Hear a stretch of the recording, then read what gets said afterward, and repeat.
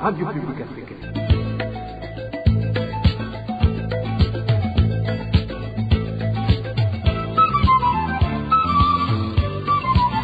Radio Publique Africaine.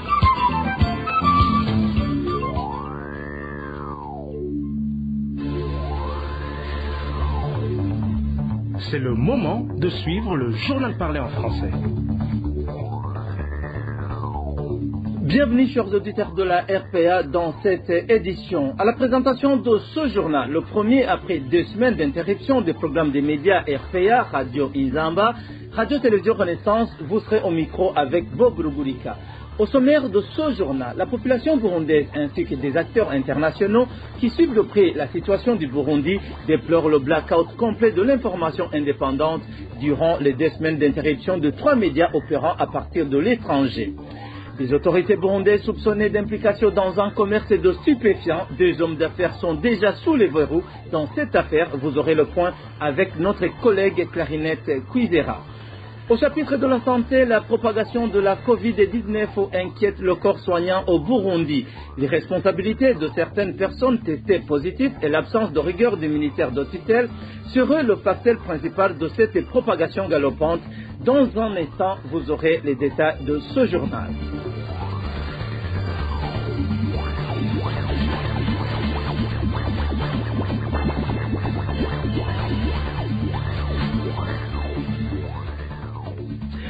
Débutons ce journal par le chapitre médias. 19 jours après l'interruption des programmes de 3 médias prestant à partir de l'étranger, la radio publique africaine émet de nouveau. À cet effet, la radio publique africaine a tendu le micro à certains de ses auditeurs encore au pays et ceux exilés. Ils nous partagent leurs sentiments et surtout nous parlent des conséquences que cela a engendré sur la vie du pays en général et celle des Burundais en particulier. Suivez ceux qui se sont entretenus avec nos collègues. Entendre le fusil du Kandokinaki vers en Ouganda, ça ne nous a pas plu. Pour nous, c'était une source d'information sûre sur ce qui se passe dans notre pays, spécialement pour des cas des droits de l'homme qui sont bafoués. En fait, c'est la désolation totale, je ne vois pas comment dire, parce que c'était vraiment la radio du peuple. Quand on avait des problèmes, on avait les exposés pour les porter au plus haut niveau. Malheureusement, nous sommes désolés de ne pouvoir rien, nous attendre patiemment à révertir dans notre média, parce que la RPA c'était pour tout le monde, pour le CNDD, pour les opposants, pour toute ethnie, pour tout stratage.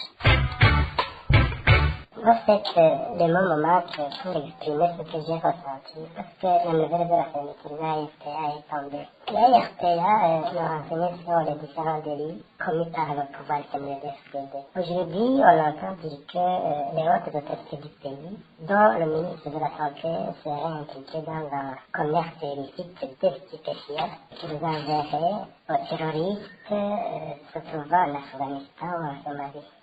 Fermer la RPA, c'est nous priver de tout ce genre d'informations sensibles en fait.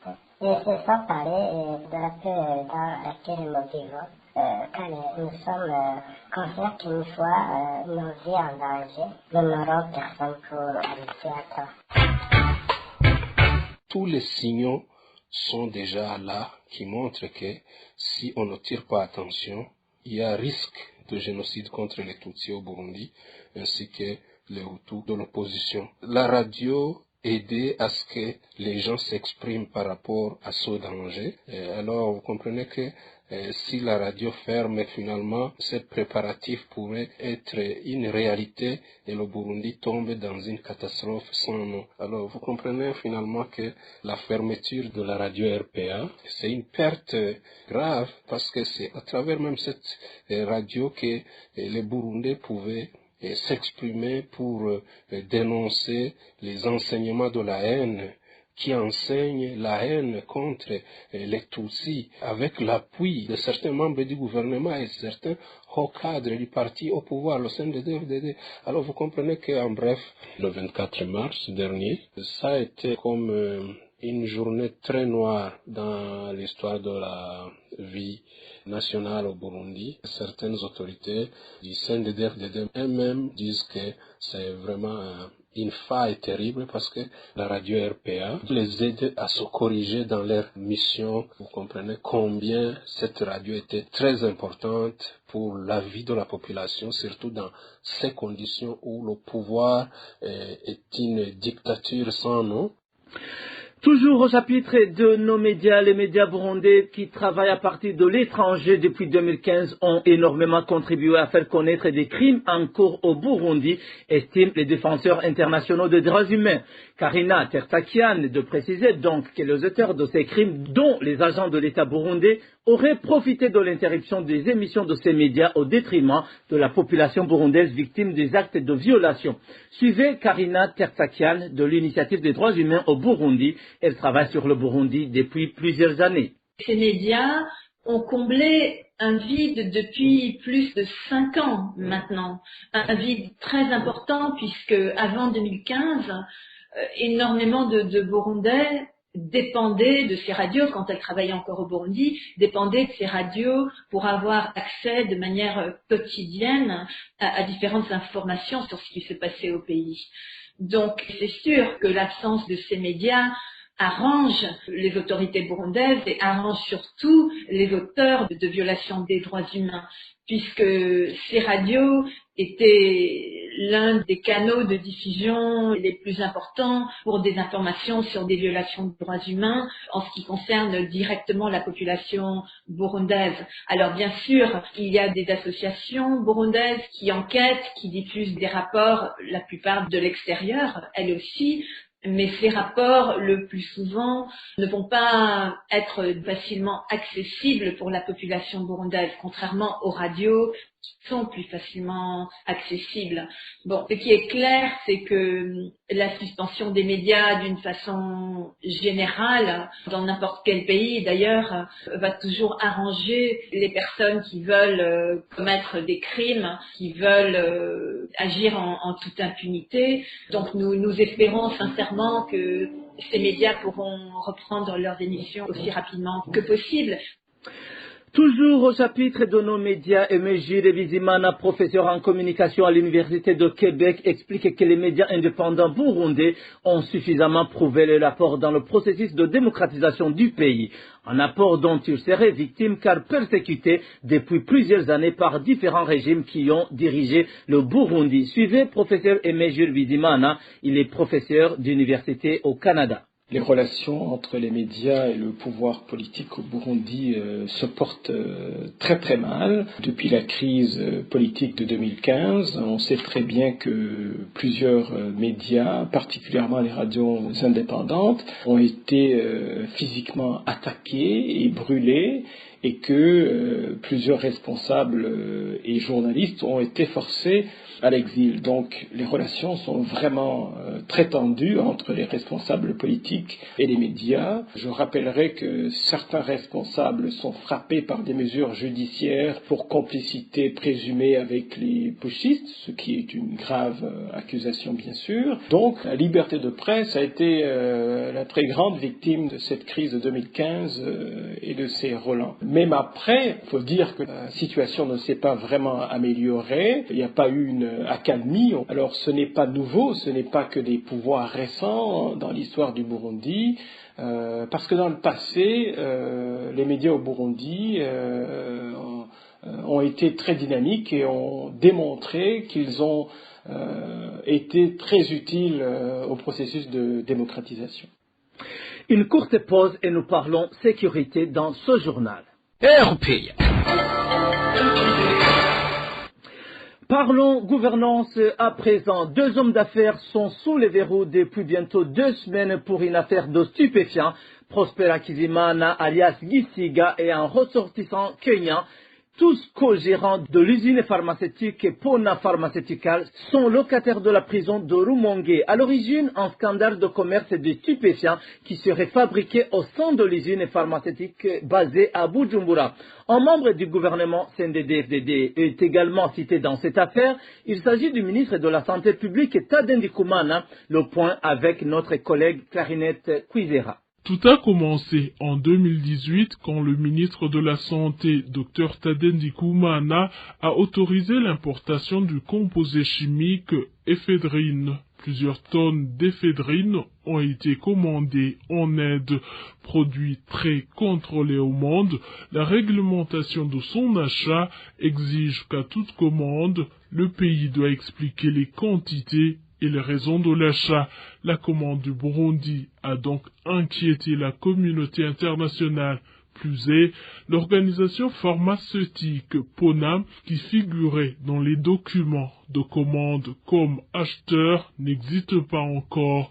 PONA a été créée une année plus tard, le 26 novembre 2019. Officiellement, la dite organisation est dirigée par un commerçant du nom de Prosper Hakizimana, connu sous le surnom de Gisiga, et un Kenyan du nom de John Nyamute. Suite à cette commande, le département onusien qui lutte contre les drogues a écrit au gouvernement burundais demandant des explications en rapport avec l'achat de cette grande quantité de drogue, mais le gouvernement burundais n'a pas répondu. La police Interpol a aussi écrit au bureau Interpol du Burundi qui n'a également pas répondu. L'Organisation mondiale de la santé a alors de son côté initié des enquêtes discrètement sur ce dossier. Les informations dignes de foi en possession de la RPA révèlent que le renvoi le 12 mai 2020 de 4 cadres de l'OMS par Gitega, dont le représentant de l'OMS au Burundi, le Dr Walter Kazadi, serait dû à ces enquêtes ouvertes par l'OMS, une situation qui aurait interpellé les puissances du monde car le composé chimique commandé par le Burundi est utilisé pour fabriquer les drogues consommées par les terroristes dans différents pays du monde. Les exigences d'explication par les puissances du monde auraient augmenté au cours de cette année 2021, ce qui, selon toujours nos sources, serait à l'origine du départ du commerçant surnommé Gisiga du Burundi, stratégie de Gitega pour fausser les enquêtes, stratégie vouée à l'échec, car le commerçant Prosper Hakizimana aurait finalement été appréhendé sur le territoire ougandais et déporté au Burundi sur demande dans des pays puissants qui font les enquêtes sur ces commandes par le Burundi. Après arrestation du surnommé Gisiga, son collègue kenyan Nyamute, directeur général de Pona Pharmaceuticals, a été aussi arrêté. Les deux sont actuellement détenus à la prison de Rumonge après un séjour de 2 semaines dans des cachots du service national de renseignement. Dans nos éditions ultérieures, nous vous parlerons aussi des dessous de cette affaire.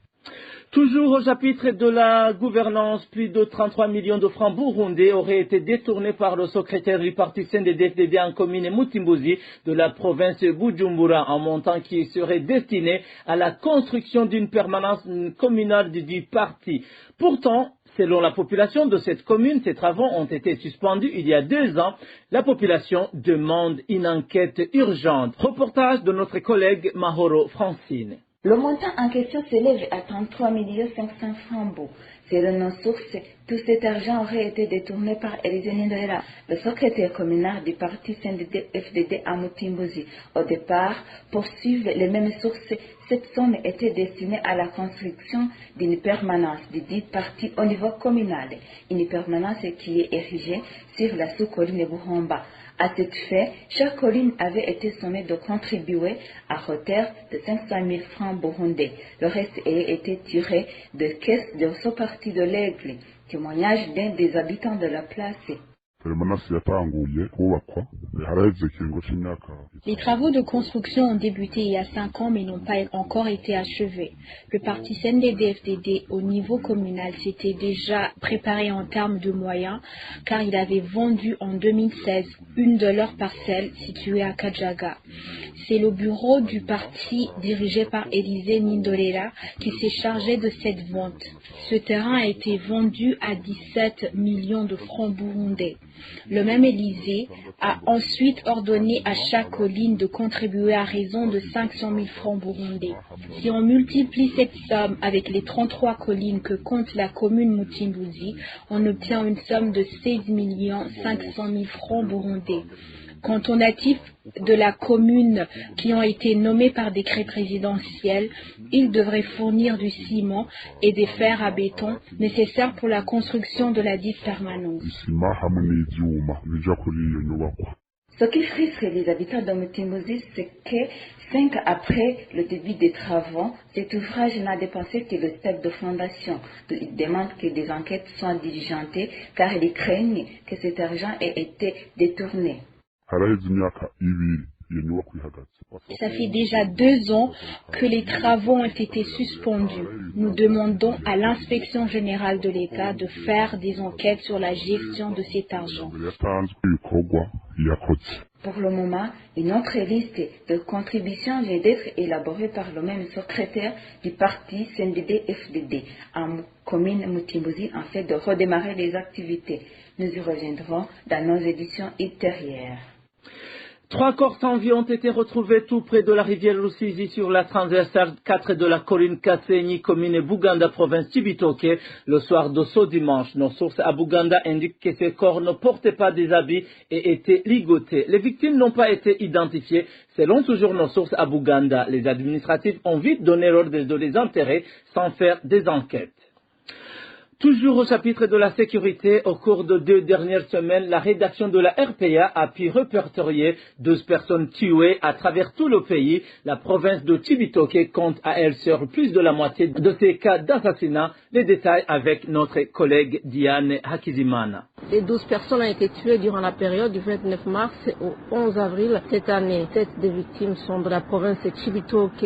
2 personnes étaient en couple de la zone Rubona en commune Mugina. Elles ont été tuées par machette par un groupe de gens qui n'ont pas été identifiés. Selon des sources sur place, la famille était accusée de sorcellerie. Dans cette même commune, en date du 6 avril, un corps sans vie a été découvert près du centre de santé Ruizi. Le défunt n'a pas été identifié. Sur la colline Nerugeregere en commune Rugombo de la même province de Cibitoke. Dans la nuit du 6 au 7 avril, une veuve de 60 ans nommée Speciose Namarelero a été tuée par coup de machette. L'auteur est son propre fils et le mobile serait en conflit foncier. En date du 8 avril, au bord de la rivière Rusizi, sous la colline Murambi, à la frontière de la commune Uganda et la commune Rugombo, il a été découvert 3 corps sans vie. Les victimes n'ont pas été identifiées, les auteurs de ces tueries également. Durant cette période, la province Ngaro a enregistré 2 personnes tuées. En date du 4 avril, un groupe de personnes armées qui n'ont pas été identifiées a attaqué le domicile de Mawenayo Athanase, chef de zone Makamba. Ils y ont tué 2 jeunes gens, un certain Chanel Mawenayo âgé de 15 ans, fils d'Athanase Mawenayo, et un prénommé Meshak, travailleur domestique chez Athanase Mawenayo, le chef de zone. Après le forfait, les malfaiteurs ont pris le large à bord d'une camionnette type Hilux. La zone de Moussaga, en mairie de Bujumbura, a également enregistré 2 personnes tuées. Le cas récent est un jeune homme dont le cadavre a été retrouvé gisant dans un caniveau au niveau de la 12e avenue du quartier Kinanira. Certaines sources disent que la victime aurait été emportée par les eaux de pluie, alors que d'autres pensent qu'il a tout simplement été tué et que les auteurs ont voulu profiter des temps pluvieux pour effacer toute trace d'exécution. La deuxième personne tuée en zone Moussaga est un jeune homme qui vendait de la bière dans un cabaret du quartier Kinanira. Il a été tué par balle par un officier de la FDN. Il s'agit du lieutenant-colonel Lionel Nimubona. Selon des témoins oculaires, l'officier a tué le jeune homme parce qu'il avait refusé de lui servir de la bière. La dernière victime sur cette liste est un administratif. Il s'agit de Moussa Nekazo Koura qui était jusqu'à son exécution le 6 avril, chef du quartier Kaweza au chef-lieu de la province Muyinga. Il a été tué par balle, l'auteur étant un caporal-chef du nom d'Eric Nzoa Kenga du camp Mukoni à Muyinga. Parlons droits de l'homme à présent. Disparition depuis un peu plus de 3 semaines d'un jeune Burundais réfugié au camp de Duta en Tanzanie. Ce jeune avait été arrêté par des gens soupçonnés d'être de la police tanzanienne. Aujourd'hui, sa famille a perdu tout espoir de le retrouver vivant. Le point avec Elsie Mugisha. Dans notre famille, nous pensons qu'il n'est plus. C'est la voix d'un des membres de la famille d'un nommé Orniel Mbonimana, un jeune Burundais de 25 ans. Ce jeune garçon habitait la maison numéro 2 du village 13 de la zone 3 au Kandonduta en Tanzanie. Son numéro d'identification au HCR est le 309-00064-379. En date du 19 mars de cette année, Orniel Mbonimana a été arrêté par des gens qui seraient des éléments de la police. Le jeune Orniel Mbonimana était en compagnie d'un autre jeune garçon et les deux se déplaçaient à moto. Selon la famille, ils ont transité un moment au poste de police à l'intérieur du Kanduta, comme le témoigne ce parenté d'Orniel Mbonimana. Ils ont été arrêtés par des gens à bord d'un véhicule à vitres teintées. Ces garçons étaient à deux, ils se déplaçaient à moto. Ils se sont fait menotter et ont été conduits jusqu'au poste de police du camp. Et une fois au poste de police, ils ont été transférés. Les deux jeunes Burundais se sont fait torturer. Ils avaient été transférés du Kanduta, se trouvant dans le district Kibondo, au poste de police de Makele, dans le district d'Okasulu. La famille d'Orniel Mbonimana a été informée par le jeune qui avait été arrêté avec le leur, mais qui s'est vu libéré 2 jours après.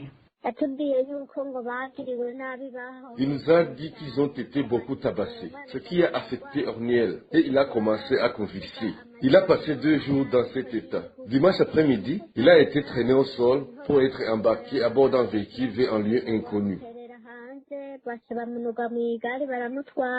La famille dit avoir saisi le HCR qui par la suite a cherché à connaître l'auteur d'Orniel Mbonimana. L'organisation onusienne a fait savoir à la famille que la police tanzanienne leur a répondu que le jeune a été libéré. La rédaction de la RPA n'a pas encore pu joindre les responsables de la police tanzanienne et ceux du HCR pour plus d'éclaircissements. Et toutefois, a rappelé qu'Orniel Mbonimana vient allonger la liste des Burundais réfugiés en Tanzanie qui ont été arrêtés par des gens portant la tenue de la police tanzanienne et qui n'ont jamais été revus par les leurs. Restons en Tanzanie pour vous parler de ces représentants du gouvernement tanzanien en provenance de Dar es Salaam et le gouverneur de la province Kigoma qui ont rendu visite aux réfugiés de Nyarugusu ce lundi. Dans son discours, le responsable du camp de Nyarugusu, qui héberge des réfugiés burundais et congolais, a indiqué que les Burundais devraient quitter la Tanzanie le plus tôt possible. Toutes les activités doivent être suspendues, que ce soit l'agriculture, que ce soit le commerce. L'on doit mettre fin à toutes les activités ici parce que les gens doivent retourner chez eux. Il n'y a aucun motif valable qui nous oblige à continuer d'héberger les réfugiés burundais. Est-ce que vous m'avez saisi?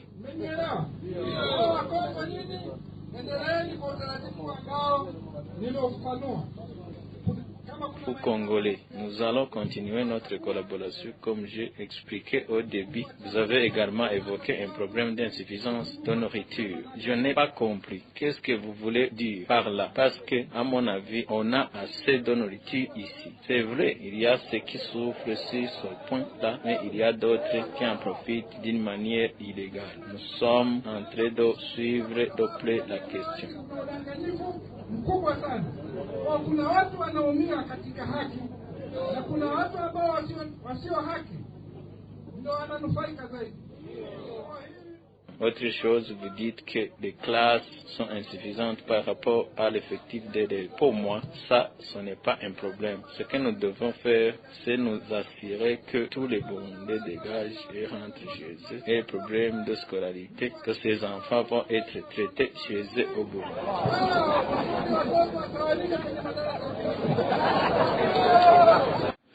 Dans nos éditions ultérieures, vous suivrez d'autres informations sur cette visite des autorités tanzaniennes dans le camp des réfugiés de Nyarugusu.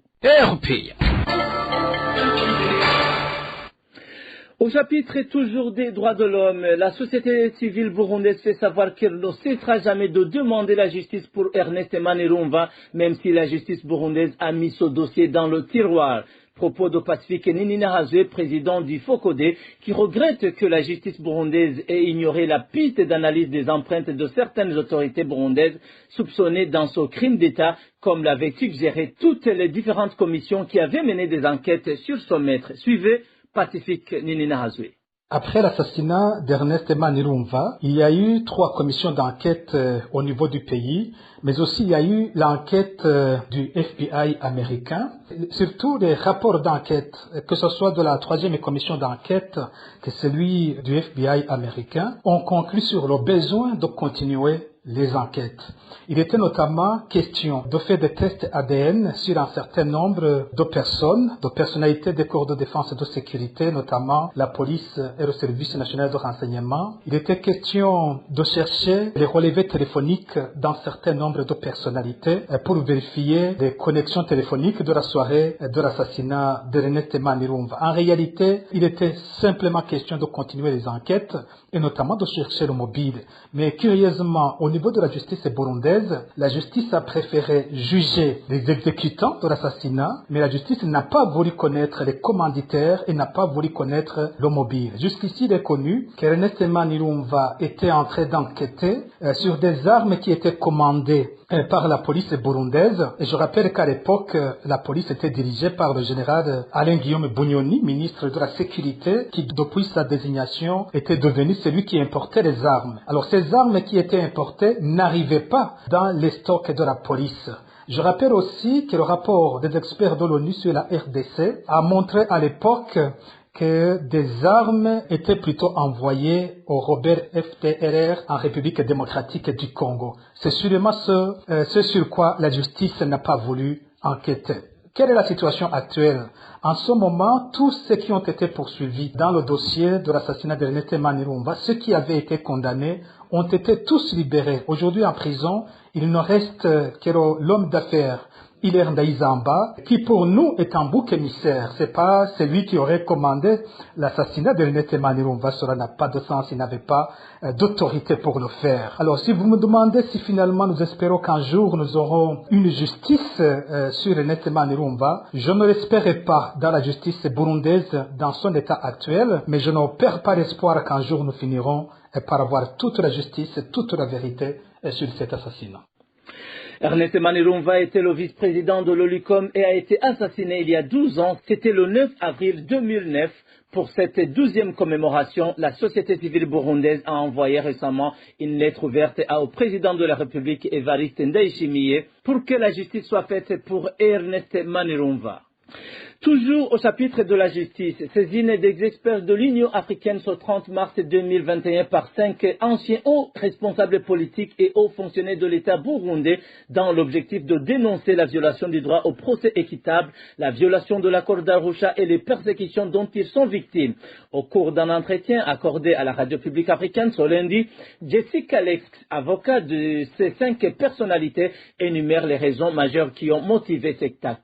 Bernard Buzokoza, l'ancien vice-président du Burundi, Libert Baron-Nyeredze, ancien président du Sénat de transition, Aster Girokui-Gomba, ancien ministre des Finances, Luc Rukingama, ancien ministre chargé de la mobilisation pour la paix et la réconciliation nationale, et enfin Mamer Sinarinzi, qui est l'ancien coordinateur des ex-combattants du Burundi, sont tous victimes de procédures pénales devant la Cour suprême burundaise, procédures qui ont été menées en violation du droit à un procès équitable par une justice sous emprise du pouvoir exécutif et qui s'inscrivent dans le contexte des violations des droits de l'homme commises au Burundi depuis 2015, notamment à l'encontre des opposants politiques. Ces 2 procédures ont été menées en l'absence des prévenus qui n'étaient pas présents sur le territoire burundais et donc sans que mes clients n'aient pu assister à leur procès et n'aient été autorisés à être représentés par un avocat, alors même que tous craignent avec raison de subir des persécutions en cas de retour au Burundi au sens de la Convention de Genève sur le statut de réfugié,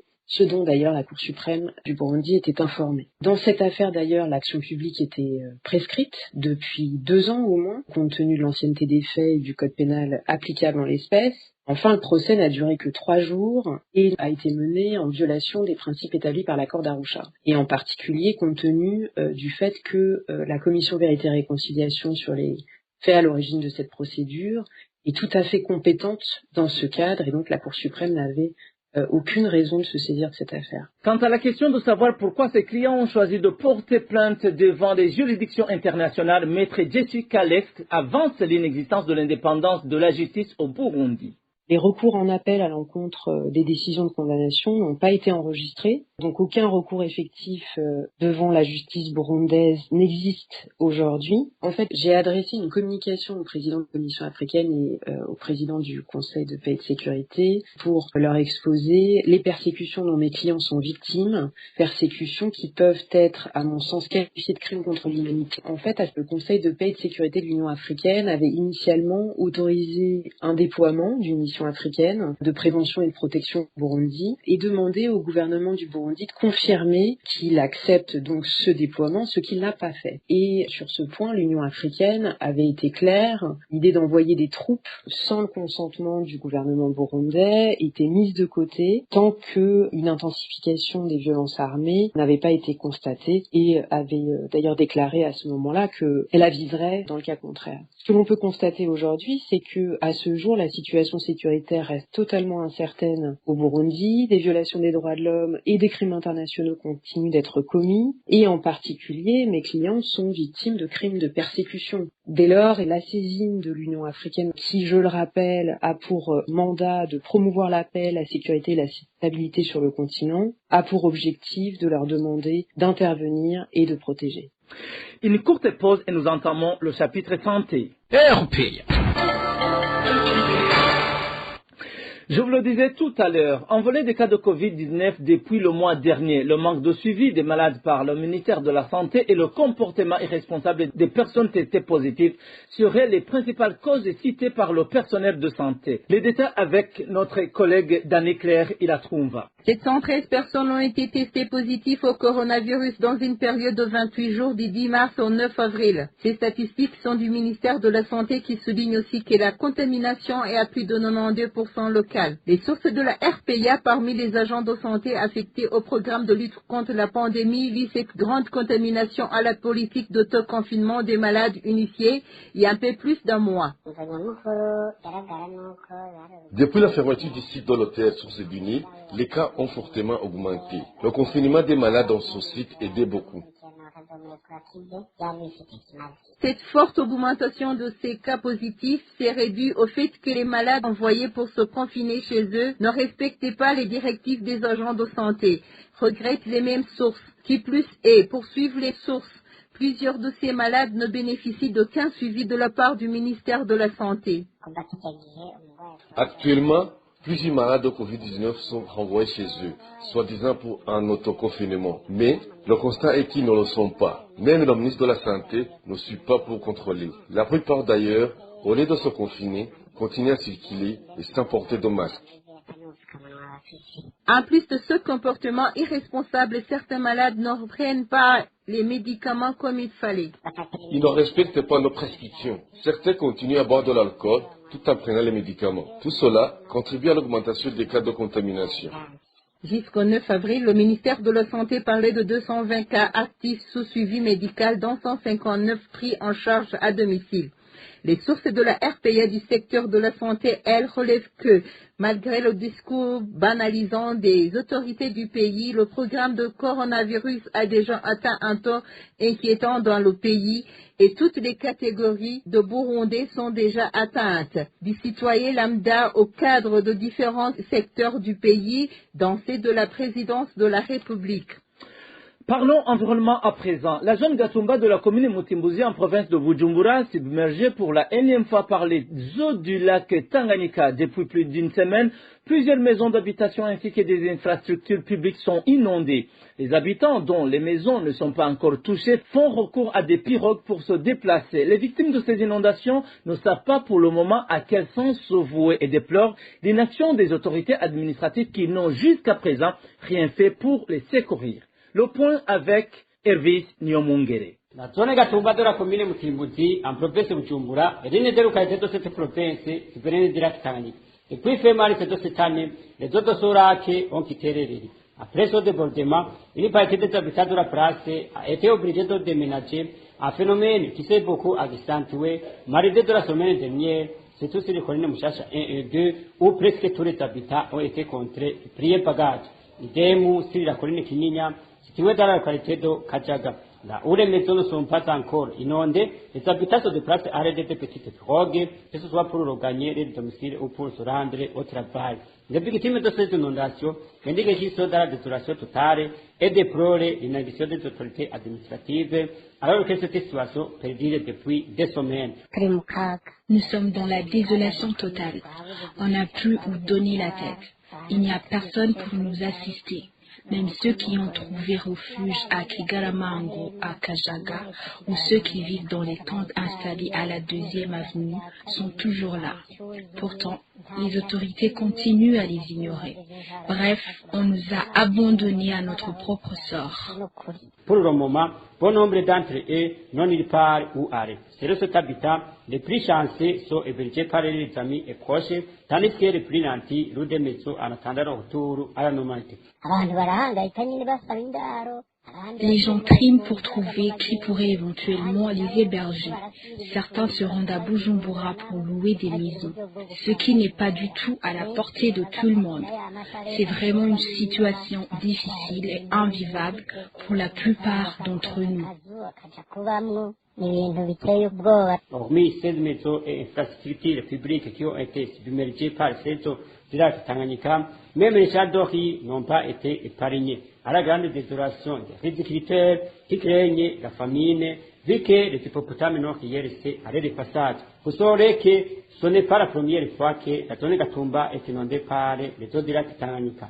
Une situation qui risque de gonfler le nombre de nécessités, surtout que depuis plus de 2 mois, plusieurs familles sinistrées dorment dans des tentes installées en dehors de cette zone. Merci à toi, Hervis Nyomongere. La ville de Bujumbura a également été frappée par ces inondations. Même si les eaux du lac Tanganyika ne sont pas montées jusque dans les maisons d'habitation, plusieurs bistrots, établissements de loisirs ainsi que de bureaux se trouvant tout près du lac Tanganyika baignent toujours dans l'eau 2 semaines après le débordement. Voilà, chers auditeurs de la RPA, c'est ici que s'achève notre journal. Merci pour votre aimable écoute. Peu dans vos familles. Rendez-vous dans notre édition de demain. Au revoir.